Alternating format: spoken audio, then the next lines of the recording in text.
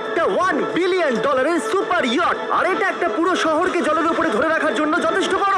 মানুষ কি করে এটা বানাতে পারে? এবং এখন আমি আপনাদের এটা আর $300 মিলিয়ন মেগা ইয়ট, একটি $50 মিলিয়ন গিগা ইয়ট এবং $1 ইয়টের মধ্যে পার্থক্য দেখাবো। এটা $1 কেন বিক্রি করে দিচ্ছেন? কারণ এটাকে রাখতে আমার খুব অসুবিধা হয়। হ্যাঁ। বছরে 18,000 দিতে এটাকে হয়। রাখতে বছরে $18,000 খরচা হয়? হ্যাঁ। বাবারে, এই নিন। Thank you. এবং বোটে পা রাখার পর আমি দেখলাম বোটটা খুবই পরিষ্কার। এটাকে $1 কেন বিক্রি করে দিল? ওকে, এবার আমরা বোটটাকে জলে নামিয়েছি। আমার মনে হয় এখানটা একটু পরিষ্কার করতে হবে। এখানে জল থাকা তো উচিত নয়। এই বোটটা তো $1 যোগ্য নয়। আরে আমরা তো ডুবে যাচ্ছি। ওহো, আমরা এখানে ওঠার পর দেখলাম বোটটা লিটারালি ডুবেই যাচ্ছে। ও মাই গড, চলো উপরে উঠি। আমরা ডুবে যাচ্ছি। লাফাও চ্যান্ডেলার।